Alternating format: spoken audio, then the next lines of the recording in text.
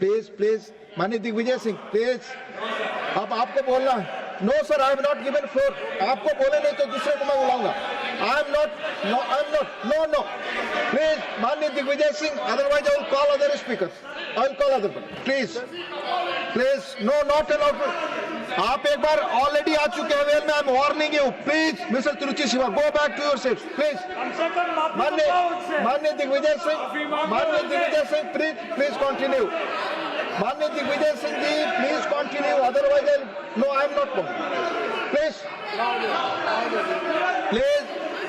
I will call other speakers, I will call please. How can I? आप बोले, आपकी बात ही रिकॉर्ड पे जाएगी। Do not come in the well. If you enter in the well, I will name you now.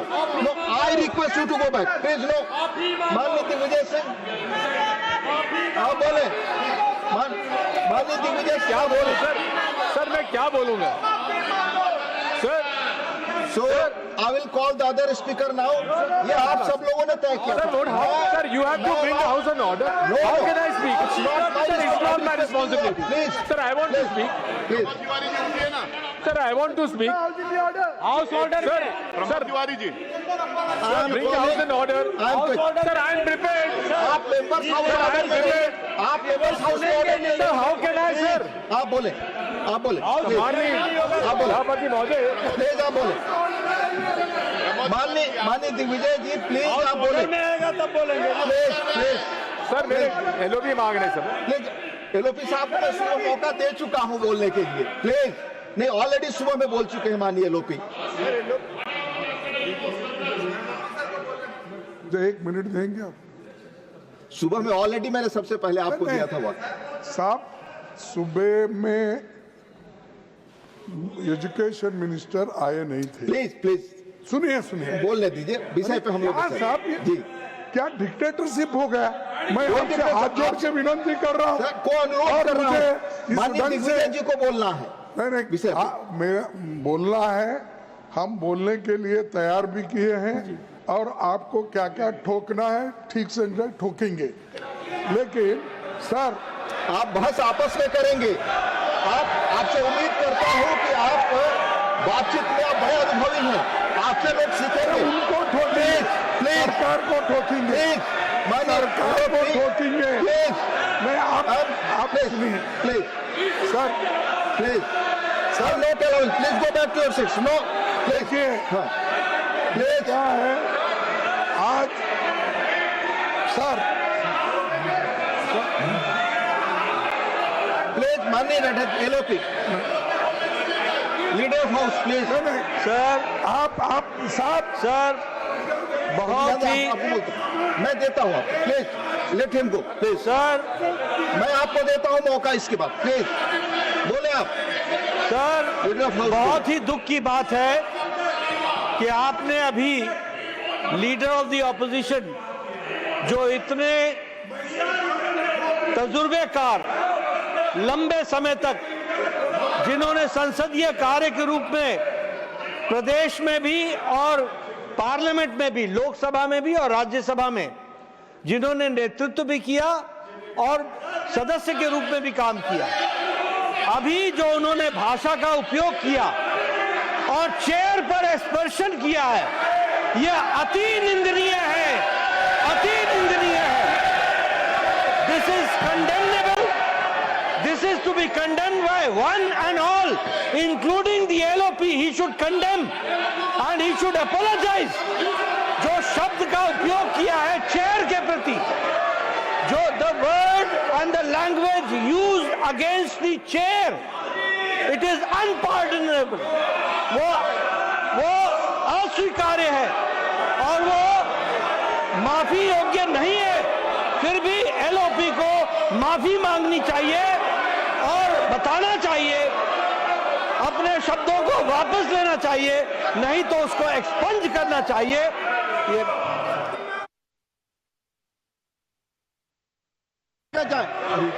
Please mister Tiruchi से please, मैं allow करूंगा माननीय एलओपी कि आप अपनी अपनी सीटों पे जाएं। प्लीज जाएं अपनी सीटों पे। Please take your seats. This is not your seat, Mr. Vaiko. Please go back to your seat. No, I'm not. Go back to your seat. No. Please go back to your seat. माननीय NOP बोलना चाहते हैं। Sir, मैं माफी चाहता हूं, मैं कभी आपके लिए नहीं बोला, मैं सरकार के पॉलिसी को हम ठोकेंगे ये कहा। माफ करना, अगर आपको मेरे बातों से अगर ठोस लगी है तो मैं आपसे माफी मांगता हूं, मैं सरकार से नहीं। अरे सुनो, बार बार क्या पुकार दे। सर, मेरे को ये कहना है कि इस देश के एक भाग को और एक भाग के जनता को अगर आप उनके स्वाभिमान को ठेस लगाने की बात करेंगे और आप ये कहेंगे कि अनकल्चर्ड, अनसिविलाइज्ड और वो मानव नहीं है, अगर ऐसा कहते हैं तो आप मंत्री से इस्तीफा लो। देश को डिवाइड करने की बात कर रहे हैं, देश को तोड़ने की बात कर रहे हैं और देश को डिवाइड करने। I'm not allowing that. Please, nothing is going on. Party का एमपी क्या है कर्नाटक में? माननीय लीडर ऑफ हाउस, प्लीज। अच्छा है कि माननीय विपक्ष के नेता सम्माननीय खड़गे जी ने अपने वक्तव्य को उन्होंने चेयर से माफी मांगी है। ये उनका एक सांसद के रूप में और एक वरिष्ठ नेता के रूप में ये जेस्चर जो है ये सराहनीय है। लेकिन उन्होंने जो सरकार के बारे में भी जो शब्दावली बोली है वह भी निंदनीय है और वह भी कार्रवाई से एक्सपेंड होना चाहिए। Will examine it. Thank you. माननीय दिग्विजय सिंह जी, आप बोला। माननीय दिग्विजय सिंह सर, माननीय सभापति महोदय जी, मैं आभारी हूं आपका जो आपने मुझे बोलने के लिए आमंत्रित किया। भारत 1947 में आजादी हमें मिली और तब साक्षरता कितनी थी और उच्च कोटि के शिक्षण संस्थाएं कितनी थी ये सर्वे देते हैं। लेकिन पिछले 78 वर्षों में जिस प्रकार से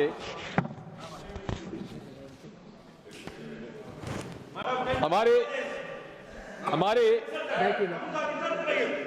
देश में साक्षरता बढ़ी है, शिक्षण संस्थाओं की गुणवत्ता बढ़ी है, वो अपने आप में ऐतिहासिक है। विज्ञान और प्रौद्योगिक तकनीक को महत्व दिया गया और इंस्टीट्यूट ऑफ एक्सेलेंस स्थापित हुए। मेरे मत से नीति में एक्सेस यानी पहुंच और एक्सेलेंस यानी गुणवत्ता आवश्यक है।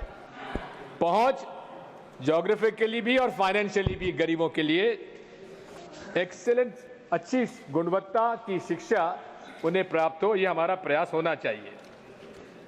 अब पिछले 11 वर्षों में क्या हुआ उस पर हमें चर्चा करनी है। 2020 में न्यू एजुकेशन पॉलिसी आई। अब न्यू एजुकेशन पॉलिसी में जो पॉलिसी स्टेटमेंट है उसको मैं कोट करना चाहता हूं। It aims at producing engaged, productive and contributing citizens for building an equitable, inclusive and plural society as envisaged in the Constitution. माननीय सभापति जी, क्या नई एजुकेशन पॉलिसी के क्रियान्वयन में इस पॉलिसी स्टेटमेंट का पालन हो रहा है? उस पर हमें देखना पड़ेगा। कस्तूरी रंगन जी की रिपोर्ट जो थी वो ड्राफ्ट कुछ और था और जो सरकार ने न्यू एजुकेशन पॉलिसी घोषित की वो कुछ और थी। 1986 में जब नई एजुकेशन पॉलिसी आई थी, मैं लोकसभा का सदस्य था उस समय। उस पर लोकसभा में चर्चा हुई थी, सदन में चर्चा हुई थी, लेकिन 2020 के न्यू एजुकेशन पॉलिसी की कोई चर्चा सदन में नहीं हुई। अब बात यही है, क्या गरीबों के लिए न्यू एजुकेशन पॉलिसी में एक्सेस है, पहुंच है, और एक्सेलेंस की तरफ हम लोग जा रहे हैं कि नहीं जा रहे हैं, यह विषय है। बात यही है कि क्या नई एजुकेशन पॉलिसी आने के बाद स्कूली शिक्षा और उच्च शिक्षा महंगी होगी या नहीं होगी? क्या उच्च कोटि की शिक्षा के लिए उच्च कोटि के शिक्षकों का चयन होगा या नहीं होगा? क्या उच्च कोटि का प्रशिक्षण उनका होगा कि नहीं होगा? क्या उच्च कोटि की शिक्षा के लिए वाइस चांसलर्स व प्रोफेसर्स का चयन ठीक होगा कि नहीं होगा? इन सब बातों को लेकर हमें इस पर चर्चा करनी है। मैं आपसे निवेदन करना चाहता हूं कि न्यू एजुकेशन पॉलिसी में जो यूनिवर्सल एक्सेस का उद्देश्य बताया है, मैं उससे सहमत हूं, और इसीलिए आंगनवाड़ी यानी कि 3 वर्ष से लेकर 18 वर्ष तक बच्चों के लिए यूनिवर्सल एक्सेस की नई शिक्षा पॉलिसी में उसका समावेश किया। मैं उसके पक्षधर हूं। लेकिन क्या विमेन चाइल्ड डेवलपमेंट, महिला बाल कल्याण व शिक्षा विभाग का जो कन्वर्जेंस होना चाहिए प्री प्राइमरी लिटरेसी में और बाद में, उस पर आज भी कंफ्यूजन है। 5 साल हो गए न्यू एजुकेशन पॉलिसी को। मैं कहना चाहता हूं कि बाल वाटिका में बच्चों को मिड डे मील पीएम पोषण से दिलाया जाता है, जो एजुकेशन विभाग में है, और आंगनवाड़ी को सक्षम आंगनवाड़ी योजना से मिलता है। नेशनल गाइडलाइन ऑफ फंडिंग में असमानता है। शिक्षकों का प्रशिक्षण भी व्यवस्था अलग है। कहने का मेरा मतलब है कि अभी भी शिक्षा विभाग और महिला बाल विकास ने जो समन्वय करना चाहिए था, होना चाहिए था, वो नहीं हुआ है। मेरा ये सुझाव है, माननीय मंत्री जी, इसे गंभीरता से लेने की आवश्यकता है, और मैं निवेदन करूंगा माननीय प्रधानमंत्री जी इसमें एक मिशन मोड में इसको डालें, और उस मिशन मोड के अंदर इसलिए डालें क्योंकि आज भी अगर आप देखेंगे तो गरीब गरीब होता जा रहा है, अमीर अमीर होता जा रहा है, और इस देश में 52% जो गर्भवती महिलाएं हैं वो एनेमिक हैं। 39% बच्चे आज कुपोषित हैं। इन सबको विशेष तौर पर ध्यान देने की आवश्यकता है। मैं आपसे अनुरोध करना चाहता हूं, इस प्रकार से फाउंडेशन लिटरेसी और न्यूमरेसी की घोषणा की गई, हम उसके पक्षधर हैं। लेकिन माननीय प्रधानमंत्री जी ने जो अपना भाषण दिया था न्यू एजुकेशन पॉलिसी में, उन्होंने कहा था रीडिंग फ्लुएंसी को हम निरंतर रखेंगे, लेकिन उसको माननीय शिक्षा मंत्री जी आपने उसको छोड़ दिया। अब मैं आता हूं एक्सेस यानी कि पहुंच। इसमें नए एजुकेशनल कॉम्प्लेक्स बनाने का प्रस्ताव है, यानी कि क्लस्टर ऑफ एजुकेशनल इंस्टीट्यूशंस को एक जगह उनको समझ को डाला जाएगा। इसके कारण कई स्कूल हमारे बंद हो रहे हैं। राइट टू एजुकेशन का जो प्रोविजन है, जो कि कानून है कि 1 किलोमीटर से ज्यादा प्राथमिक शाला नहीं होना चाहिए, उसका उल्लंघन हो रहा है। हालांकि स्कूल एजुकेशन के पास इसका कोई रिकॉर्ड नहीं, जब हमने पूछा उनसे, लेकिन एक उत्तर में उन्होंने बताया कि इस देश में 2014 से लेकर 2024 के बीच में 90,000 शासकीय स्कूल इस देश में बंद कर दिए गए। अब जो स्कूल बंद किए गए हैं उन तो please sir, I am not yielding sir, I am not yielding sir, I am not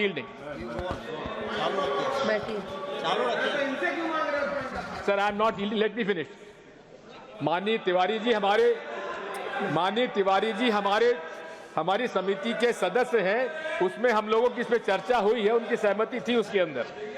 मैं इसी की बात कहना चाहता हूं कि जहां ग्रॉस एनरोलमेंट रेशियो बड़ा है, हम स्वीकार करते हैं, जीईआर बड़ा है, वहीं ड्रॉप आउट रेट कम हुई है, हम उसकी प्रशंसा करते हैं। लेकिन यदि जब GER बड़ा है और ड्रॉप आउट रेट कम हुई है तो छात्रों की संख्या बढ़ी है। लेकिन छात्रों की संख्या जब बढ़ी है तो क्या शिक्षकों के पद बढ़े? क्या उसके लिए समग्र शिक्षा अभियान के अंतर्गत बजट बढ़ा है? बजट नहीं बढ़ पाया है। मैं आपसे अनुरोध करना चाहता हूं, यही नहीं है, मध्य प्रदेश का मैं आपसे कहना चाहता हूं, 30,000 स्कूल बंद किए गए और साथ में अब आप बताइए जो गरीबों के बच्चे शासकीय स्कूल में पढ़ते हैं वो कहां जाएंगे? वो निराश होकर उन्हें निजी स्कूलों में जाना पड़ेगा। और ये अब बताया जा रहा है कि लगभग 50,000 नए प्राइवेट स्कूल खुले हैं 2014 के बाद जो फीस लेंगे। इसका मतलब यह है कि जो हमारा एक शंका थी कि न्यू एजुकेशन पॉलिसी गरीबों के लिए महंगी होगी और साथ में शिक्षा के उच्च शिक्षा में भी कई कारण जो मैं बताऊंगा महंगा होगा। मैं अनुरोध करना चाहता हूं कि RTE में 3 साल से 18 साल, इसमें NEP में 3 साल से 18 साल तक का संकेत किया गया है और ड्राफ्ट पॉलिसी में भी ऐसा है। इसलिए अनुरोध करूंगा कि राइट टू एजुकेशन पॉलिसी में भी जो बच्चों का जो 6 साल से 14 साल तक का प्रावधान है उसे बढ़ाकर 3 साल से 18 साल तक किया जाए। मेरा ये भी आपसे प्रार्थना है कि हमें जो बच्चे स्किल दूसरे उसमें 8वीं कक्षा के बाद हमें इसका थोड़ा सा सर्वेक्षण करना चाहिए, काउंसलिंग करने की आवश्यकता है कि जिस बच्चे में जो हुनर है उसकी तरफ उसे स्किल डेवलपमेंट की तरफ लाना चाहिए। और स्किल डेवलपमेंट के लिए अभी जितने भी हमारे मिशन के कार्यक्रम हैं वो 18 साल के बच्चों के बाद है, इसलिए उसमें भी परिवर्तन करके उन्हें लगभग 14 साल के बाद ही स्किल डेवलपमेंट के लिए प्रोत्साहित करने की आवश्यकता है। माननीय सभापति जी, मुझे इस बात की आपत्ति है और दुख भी है कि ये देश जो कि सांप्रदायिक सद्भाव का एक उदाहरण है, जहां अनेकता में एकता का एक उदाहरण है, वहां NCERT की कुछ किताबों में सांप्रदायिकता का संकेत नजर आते हैं। यही नहीं है, इतिहास को भी नए ढंग से प्रस्तुत करने का प्रयास है। गलत तरीके से महात्मा गांधी की हत्या के बाद जो हुआ उसको सिलेबस से निकाल दिया गया। इसी प्रकार हिंदू मुस्लिम एकता के जो विषय पर उसको निकाल दिया गया। और यहां तक कि जो NCERT किताबों में संविधान का प्रियम्बल की बाध्यता थी, वो तो धन्यवाद दूंगा मैं हमारे विपक्ष के नेताजी को जिन्होंने कि इस बात को बताया या उसकी वजह से आप मजबूरी में NCERT ने स्वीकार किया है कि हम प्रियम्बल का समावेश हर NCERT किताब में करेंगे। उसके लिए मैं माननीय मंत्री जी को धन्यवाद दूंगा। माननीय सभापति महोदय, मैं ये भी कहना चाहता हूं कि इस हमारे केंद्र सरकार के जो विद्यालय चलते हैं, नेहरू नवोदय जवाहरलाल नवोदय विद्यालय और केंद्रीय विद्यालय, हर जगह इसकी प्रशंसा है। कम फीस है और उच्चतम शिक्षा ग्रहण करने की दी जाती है। लेकिन उसके अंदर अब नई बात आ गई है कि PMC स्कूल नए आ गए हैं और इन PMC स्कूल में उन्हें समावेश करने का प्रयास किया जा रहा है। लेकिन इन नवोदय विद्यालय और केंद्रीय विद्यालय में माननीय सभापति महोदय 7,414 पद खाली हैं नवोदय विद्यालय में और 6,734 पद पर कॉन्ट्रैक्ट टीचर्स अपॉइंट हैं। इसी प्रकार केंद्रीय विद्यालय में और पहला मैंने विषय जो था केंद्रीय विद्यालय में थे, केंद्रीय विद्यालय में 7,414 पद खाली हैं और 6,734 पद कॉन्ट्रैक्चुअल हैं। नवोदय विद्यालय में भी 4,022 पद खाली हैं और उसमें 3,233 पद कॉन्ट्रैक्ट पर हैं। इसी प्रकार मध्य प्रदेश में 70,000 पद खाली हैं, 70,000। बात वही है, क्या कारण है, क्या नीति है माननीय मंत्री जी कि आप नियुक्तियां क्यों नहीं कर रहे हैं? क्यों उनके निष्पक्ष तौर पर नियुक्तियां क्यों नहीं की जा रही है? क्योंकि ये चाहते हैं कि उनकी विचारधारा से प्रभावित लोगों की नियुक्ति वो पिछले दरवाजे से कॉन्ट्रैक्ट रूप में करें, ये उसकी नीयत है। मैं आपसे पूछना चाहता हूं, प्रशिक्षण पर महत्व दिया गया है एनईपी में, लेकिन क्या कॉन्ट्रैक्ट टीचर्स को आप कोई ट्रेनिंग देंगे? और कॉन्ट्रैक्ट में टीचर्स को ट्रेनिंग भी दी तो कितने दिन की ट्रेनिंग आप देंगे और कब तक वो काम करेंगे? इसका कोई उल्लेख नहीं है। माननीय पीएमसी स्कूल का मैंने उल्लेख किया। पीएमसी स्कूल जो इंफ्रास्ट्रक्चर के लिए दिए गए थे और राज्य सरकारों के को दिए जाना चाहिए था, लेकिन उन्होंने उसमें नवोदय विद्यालय के 661 में से 621 उसमें शामिल कर लिए और केंद्रीय विद्यालय के 1256 में से 869 शामिल कर लिए। इसका क्या औचित्य था माननीय सभापति महोदय? नवोदय विद्यालयों की मांग बढ़ रही है। अभी ये नीति आपकी थी कि नवोदय विद्यालय जो है हर जिले में स्थापित किए जाएंगे। अब पूरे देश में ऐसे भी जिले हैं जहां एक असेंबली कॉन्स्टिट्यूंसी है और ऐसे भी जिले हैं जहां 10 कॉन्स्टिट्यूंसी है। इसलिए इसको जिले के आधार पर ना होकर जनसंख्या के आधार पर आप इसकी नीति बनाएं।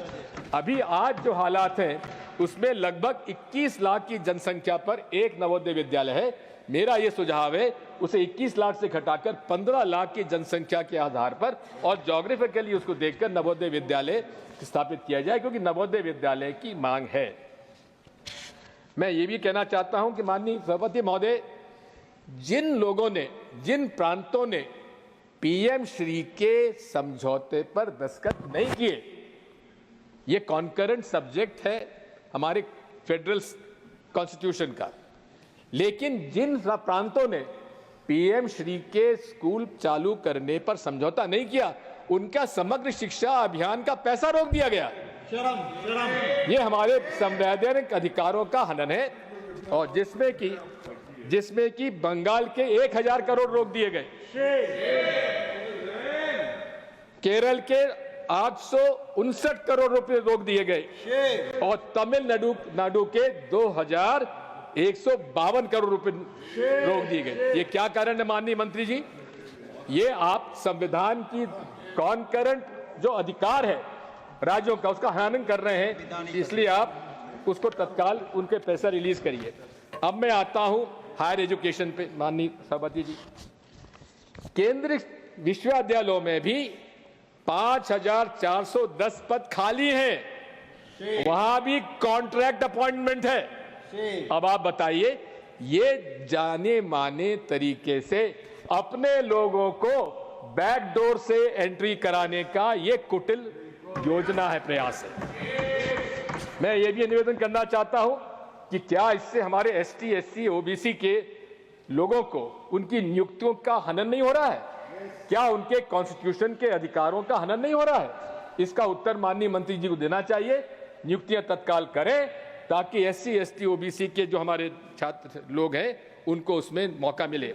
आईआईटी फैकल्टी में माननीय सभापति महोदय, शेड्यूल्ड ट्राइब से उनके अधिकार जितना है उसका 1%, केवल 1% आदिवासी फैकल्टी में है और केवल 5% अनुसूचित जाति का है और केवल 10% ओबीसी का है।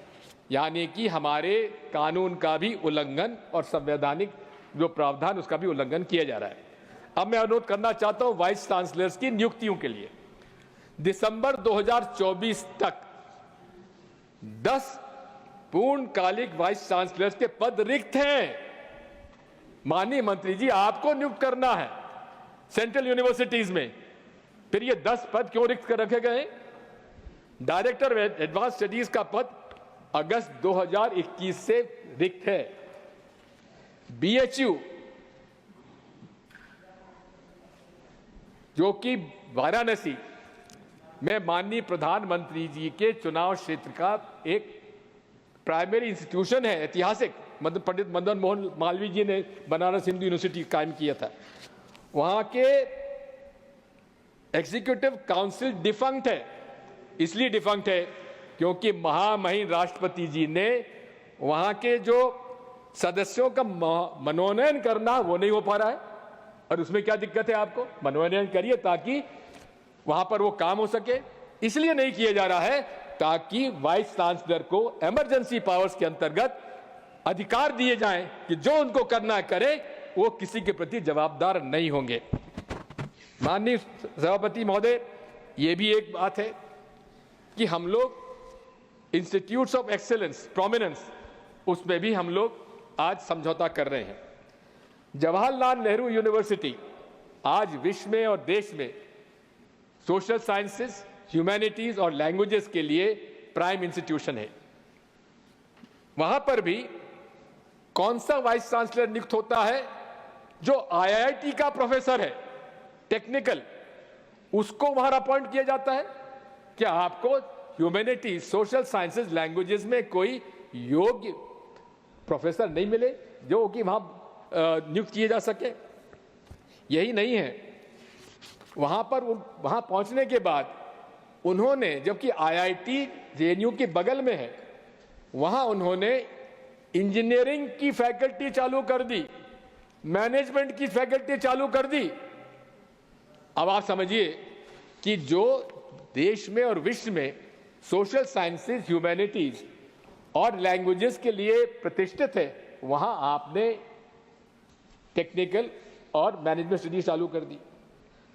अब मैं थोड़ा सा जिक्र करना चाहता हूं किस प्रकार से हायर एजुकेशन में और एजुकेशन मिनिस्ट्री में भ्रष्टाचार पनप रहा है। नाक NAAC का ब्राइबरी स्कैंडल सर्वविदित है। जो व्यक्ति उसमें, जिसको जेल हुई, जो जमानत पे है, उसकी नियुक्ति किसने की थी? उसकी नियुक्ति तत्कालीन वाइस चांसलर जेएनयू, जो अब आपने उनको प्रमोट कर यूनिवर्सिटी ग्रांट्स कमीशन का चेयरमैन बना दिया, उनके द्वारा उनकी नियुक्ति की गई थी। और नियुक्ति हो जाने के बाद डायरेक्टर मैनेजमेंट स्टडीज की नियुक्ति की गई, और डायरेक्टर मैनेजमेंट स्टडीज की नियुक्ति वहां हो जाने के बाद जब यूनिवर्सिटी ग्रांट्स कमीशन के चेयरमैन बने वहां के वाइस चांसलर, तो उन्होंने उन्हीं महाशय को नैक में अपॉइंटमेंट दे दिया, क्योंकि नैक के गवर्निंग काउंसिल के अध्यक्ष कौन है? यूनिवर्सिटी ग्रांट्स कमीशन के चेयरमैन काउंसिल। यानी कि कुछ समझौता या समन्वय या जो भी पार्टनरशिप हो, वो उन दोनों में नजर आती है। दूसरी बात मैं आपसे निवेदन करना चाहता हूं, इसी प्रकार मध्य प्रदेश के 3 मेरे पास केसेस ऐसे हैं। राजीव गांधी प्रौद्योगिकी विश्वविद्यालय वाइस चांसलर सुनील कुमार ने 19 करोड़ 48 लाख गवर्नमेंट अकाउंट से अपने प्राइवेट अकाउंट में ट्रांसफर कर दिए, पकड़े गए। उसी प्रकार से जीवाजी यूनिवर्सिटी में vice chancellor doctor Avinash Tiwari, और वो उन्होंने एक फेक कॉलेज को डिग्री दे दी, फेक कॉलेज में डिग्री दे दी उन्होंने। जब वहां के गवर्नर को मालूम पड़ा तो उनको इस्तीफा देने के लिए मजबूर किया गया और उस पर उनके खिलाफ प्रकरण दर्ज किया गया। इसी प्रकार वाइस चांसलर माखनलाल चतुर्वेदी राष्ट्रीय पत्रकारिता विश्वविद्यालय भोपाल, जिसके चेयरमैन उपराष्ट्रपति जी हैं, वहां करप्शन और फाइनेंशियल इरेगुलरिटीज का एम्बेजलमेंट में 2 करोड़ 65 लाख का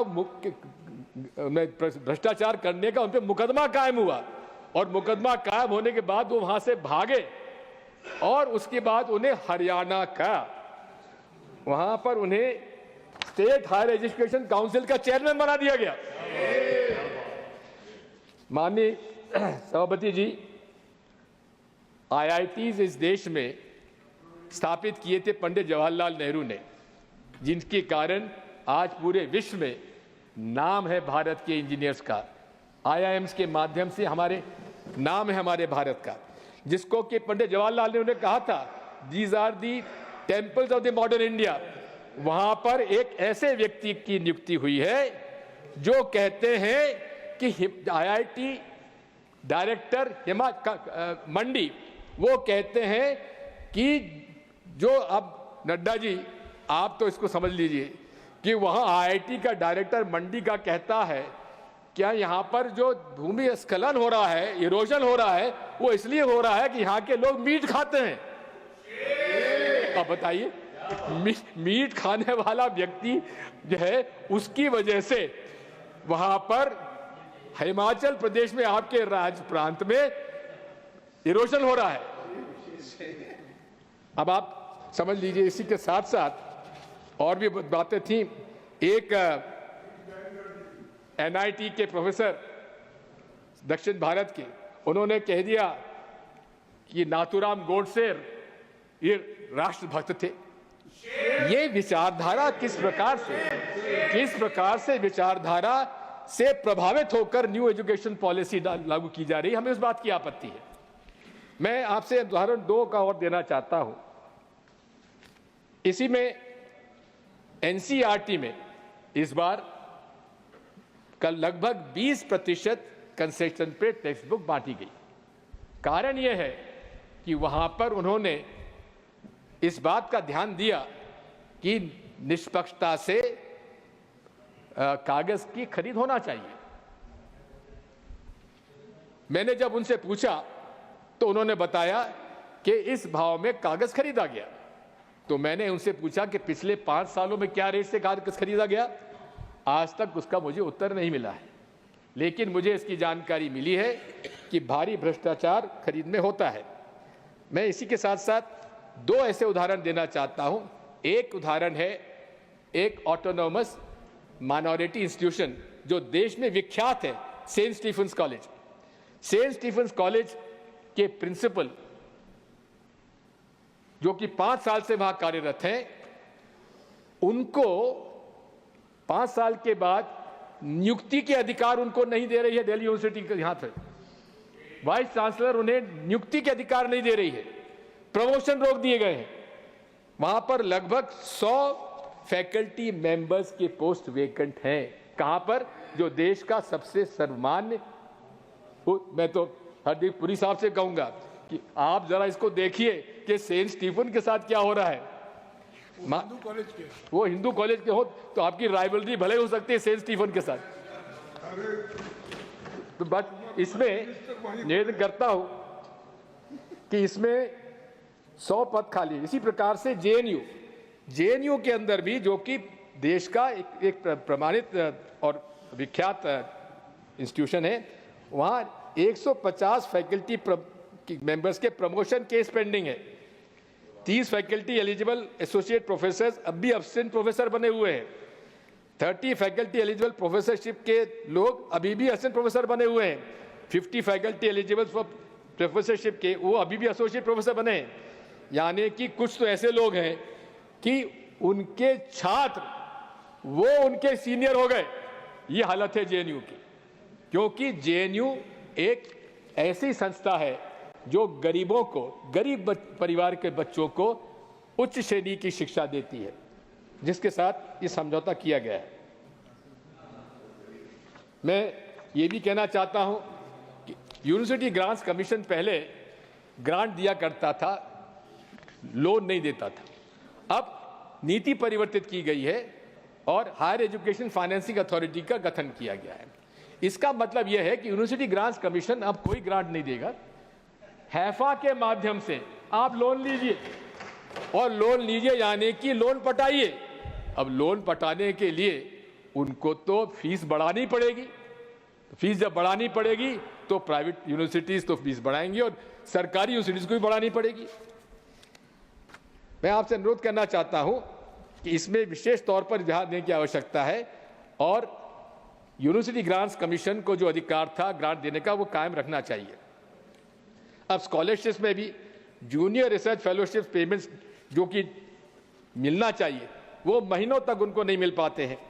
national living science talent search examination जो कि बजट के कमी कारण बंद कर दी गई है। NSTSC जो कि स्कॉलरशिप और ग्रेड 9 के बच्चों को प्रोत्साहन देता था, वो भी बंद कर दिया गया। Maulana Azad national fellowship scholarship for students minority community जो कि लॉन्च हुई थी, उसको भी 2020 से समाप्त कर दिया गया। अब माननीय सभापति महोदय, कभी भी कोई टैक्स सरकारी यूनिवर्सिटीज पे नहीं लगता था। अब जीएसटी आने के बाद सरकारी यूनिवर्सिटी से भी जीएसटी ली जा रही है। सरकारी 18% शिक्षा बेचने की न्यू एजुकेशन पॉलिसी है ये। इसी के साथ साथ मैं निवेदन करना चाहता हूं, मेरा ये सुझाव है कि टेक्स्ट बुक और रिसर्च के जो भी इक्विपमेंट और सामान है, और सरकारी और प्राइवेट यूनिवर्सिटीज पर जीएसटी और सारे टैक्सेस माफ होना चाहिए, हम लोग डिमांड करते हैं। रिसर्च पर भी विशेष तौर पर ध्यान देने की आवश्यकता है। पहले एक जमाने में जितना रिसर्च पर खर्च होता था, वो रिसर्च धीरे धीरे कम होता जा रहा है। 9% शेयर जो इंडिया का एक्सपेंडिचर था रिसर्च डेवलपमेंट पे यूनिवर्सिटीज का, उसमें भी कमी की गई है। नीति आयोग ने खुद ने ये रिपोर्ट दी है कि इसमें इनोवेशन और कमर्शियल रिसर्च पर ज़्यादा खर्च करने की आवश्यकता है, जो कि नहीं हुआ है।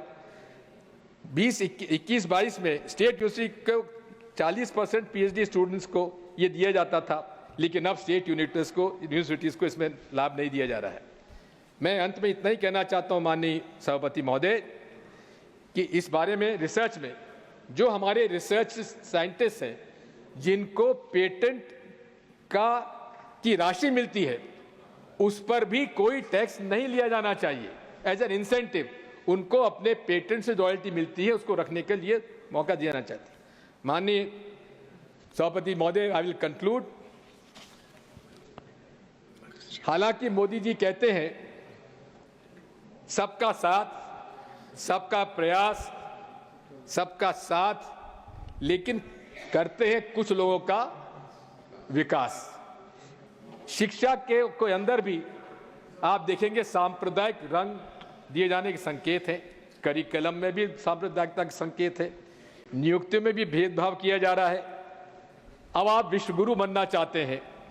आप जब तक सुशिक्षित भारत नहीं बनाएंगे, तब तक विकसित भारत नहीं होने वाला, माननीय सभापति महोदय।